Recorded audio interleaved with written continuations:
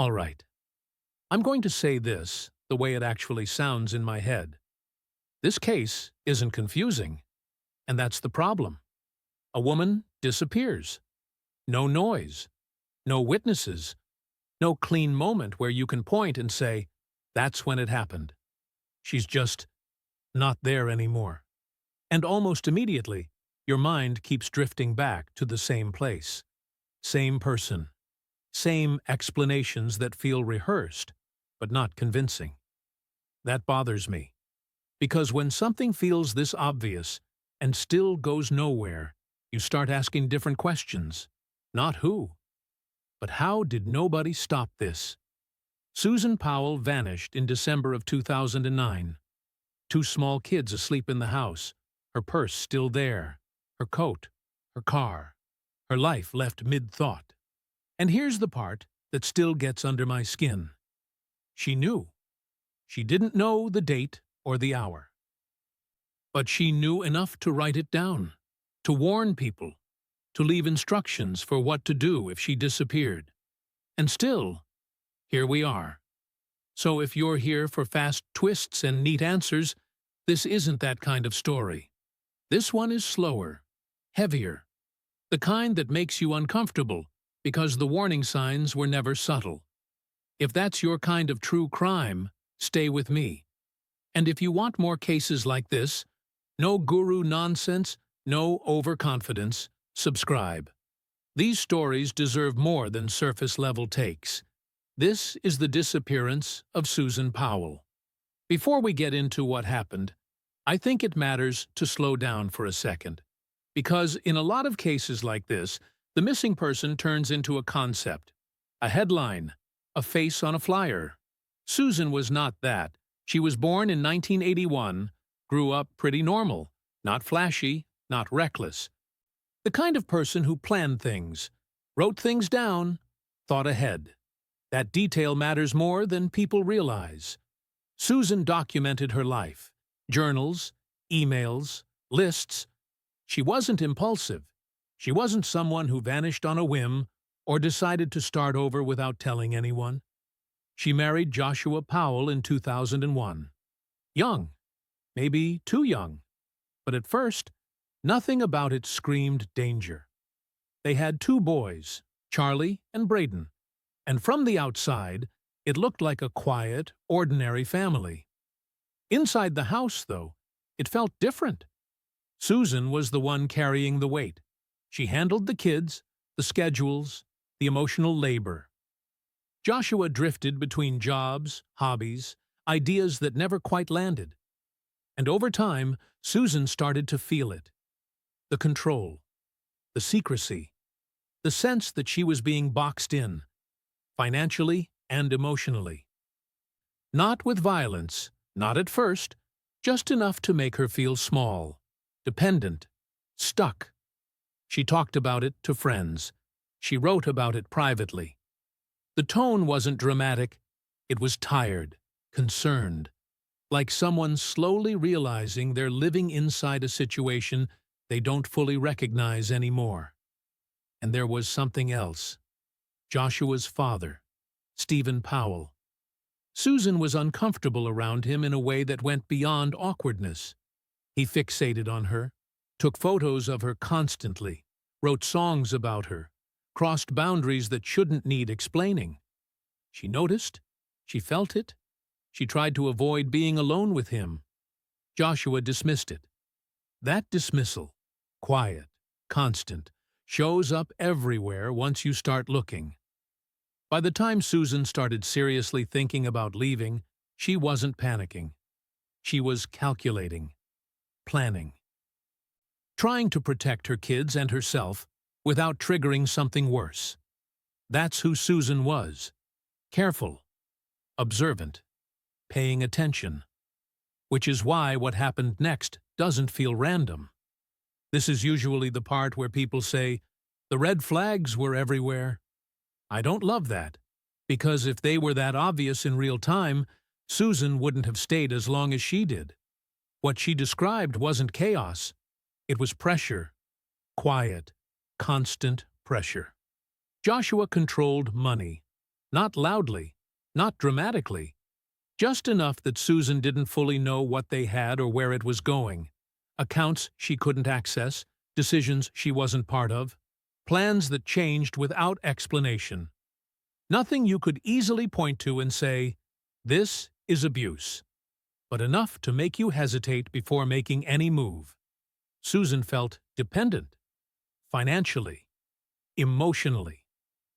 Like every option carried a consequence she couldn't fully predict.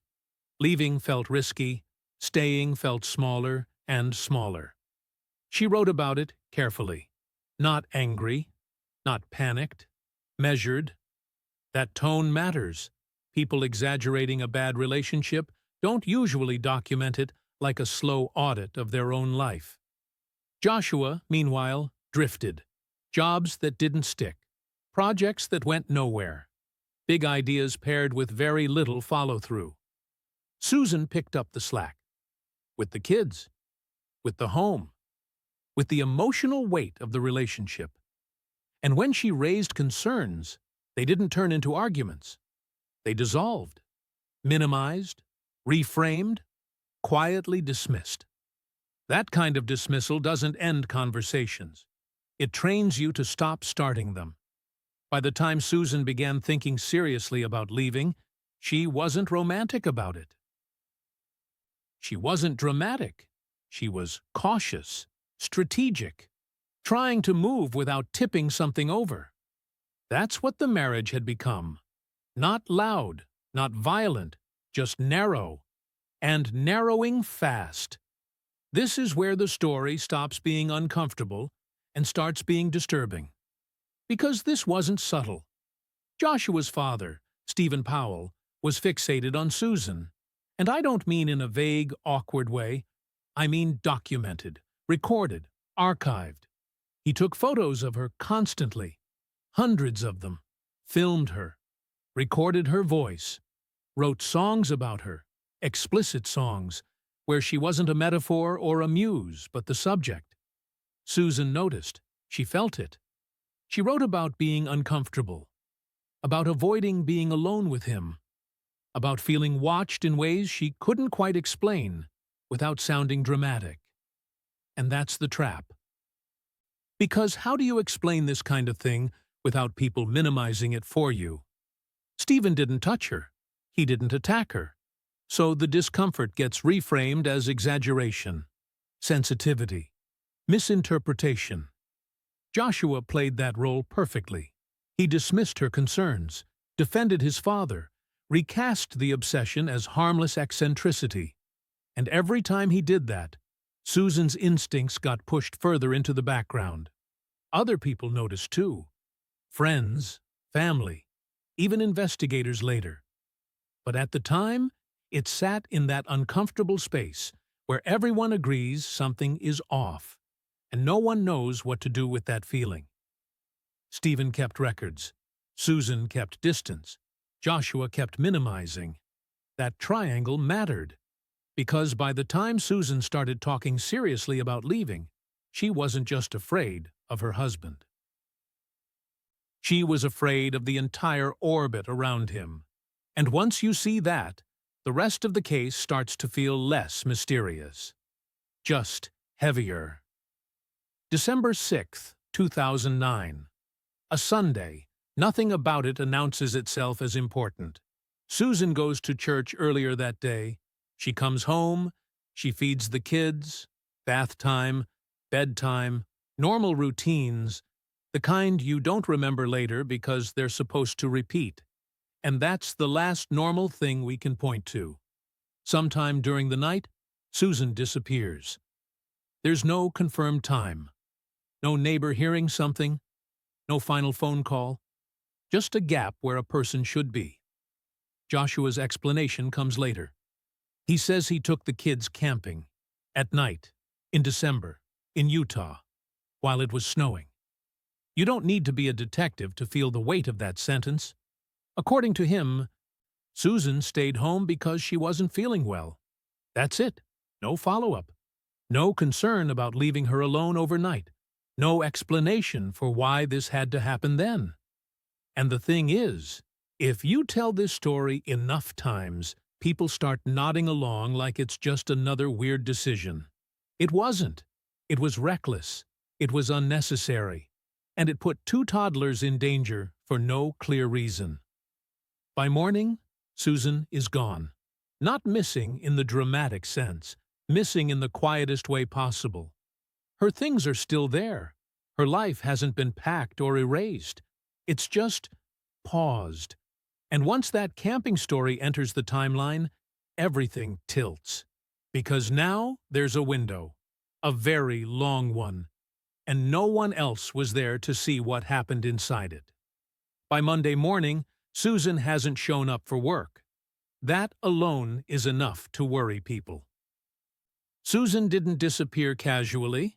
She didn't miss work without calling. She didn't leave her kids without a plan. So a welfare check is requested. Police arrive at the house, and at first glance, nothing looks wrong. And that's the problem. Her purse is there, her wallet, her ID, her coat. Things you take with you if you're leaving for good, still sitting where they belong. This doesn't look like a woman who walked away. Joshua isn't home yet. When he does return, it's with the kids. And his energy is off. Calm in a way that doesn't match the situation. Not panicked, not confused, just steady. He sticks to the camping story, but the details don't settle. Times shift. Explanations stretch. Small things don't line up the way they should. Police notice something else. The car smells strongly of gasoline. Joshua has an explanation. It doesn't land. None of this is enough to arrest him. Suspicion doesn't equal proof. And that line matters more than people realize. So Susan becomes officially missing. And the case slips into that frustrating space where everyone feels the same thing. But no one can quite say it out loud. Because the story hasn't collapsed yet. But it's starting to fray. This is the part that doesn't feel real, even when you know it's true. Because Susan didn't just vanish and leave nothing behind. She left words, emails, journals, documents she never expected strangers to read, but clearly hoped someone would need to. She wrote about being afraid, not in a dramatic end-of-the-world way, in a practical way. The way you write when you're trying to stay rational, while something inside you keeps saying, pay attention. She documented Joshua's behavior. The money, the control, the isolation. She wrote about feeling trapped, about wanting to leave, and about being scared of what might happen if she did. And then there's the line that stops everything. Susan wrote that if she were to die, it would not be an accident. She named Joshua. No euphemisms, no soft language, no just in case. That's not paranoia. That's someone trying to be heard. Reading it now, it feels like Susan is standing just off screen, pointing at the thing everyone keeps circling but won't touch. Investigators take this seriously. Of course they do. But seriousness doesn't magically turn into evidence. Susan's voice is there, clear, measured, warning after warning. It just arrives too late to save her. This is where the case stops being just about Susan, because now the system steps in, and once that happens, everything moves differently. Joshua is named a person of interest. That sounds serious, and it is, but it's not the same as being charged, not the same as being arrested, not the same as being stopped. So Joshua keeps custody of the boys. That decision sits at the center of everything that comes next. From the outside, it looks reckless. From the inside, it's procedural. No body, no crime scene, no arrest. Legally, he's still their father. And this is where logic and fear stop lining up. Supervised visits are ordered. Caseworkers get involved. Reports start stacking up. And those reports aren't vague. Joshua is described as controlling, fixated, uncooperative, Increasingly isolated, the kids start repeating things they shouldn't know. They express fear in ways children don't usually fabricate. People notice. Concerns are raised. Meetings are held. Recommendations are written. And still, everything moves inch by inch. Because the system isn't designed to respond to what might happen. It responds to what can be proven. Joshua fights constantly. Against restrictions, against evaluations, against supervision. Every interaction becomes a power struggle. And here's the uncomfortable truth. He's good at it. He knows how to stay just inside the lines, how to sound rational, how to frame himself as the victim of suspicion rather than the focus of it. Meanwhile, Susan's absence becomes administrative. Her disappearance is a case file. Her warnings are exhibits. Her fear is something to be weighed, not acted on. And all the while, the boys are still being handed back. Supervised. Yes, but still handed back. This chapter of the story isn't loud. It's paperwork, delays, scheduling, jurisdiction. And that's what makes it terrifying, because nothing actually goes wrong. Until it does. This is the part of the story I always slow down for. Not because it's complicated, but because it's final. February 5th, 2012. By this point, years have passed since Susan disappeared. Years of hearings, evaluations, supervised visits, arguments over procedure and jurisdiction. Nothing has resolved. Joshua is still fighting the system, still framing himself as misunderstood, still focused on control. That day, a supervised visit is scheduled. It's supposed to be controlled, safe, temporary. Instead, Joshua arrives, takes his sons inside the house, and shuts the door. Then he locks it. What happens next isn't speculation. There's no mystery here, no missing pieces. Joshua attacks his two children with a hatchet. He kills them. And then he sets the house on fire. The explosion is loud. Neighbors hear it. Emergency crews respond. But it's already over. Joshua dies in the fire. Charlie and Braden are gone. There's nothing symbolic about this, nothing abstract. This isn't a crime that unfolds in shadows. It happens in broad daylight, at the end of a long paper trail filled with warnings. And that's what makes it unbearable. This wasn't unpredictable. People had raised concerns. Social workers had documented risk. Supervisors had flagged behavior. Susan herself had tried to warn everyone. But the system was waiting for a line to be crossed. And when it finally was, it was too late. This moment doesn't resolve Susan's disappearance. It just redefines it. Because now, the cost of hesitation is impossible to ignore. After the fire, everything changes. And somehow, nothing does. Joshua Powell is dead. His children are dead. The immediate threat is gone. But the central question, the one this story started with, is still sitting there, unanswered. Where is Susan Powell? Investigators keep working the case, but now the path forward is narrower. The one person most people believed was responsible can no longer be questioned. No confession, no trial, no chance of answers coming out under pressure. Searches continue. Remote areas, deserts, mines, places Joshua might have gone during that so-called camping trip. Nothing. No remains. No personal effects. No final confirmation of what everyone already suspects. Susan's disappearance remains officially unsolved. Stephen Powell, Joshua's father, is later convicted on unrelated charges involving voyeurism and exploitation. The obsession Susan had written about is no longer theoretical, it's proven. He dies in prison in 2018, and still Susan is missing.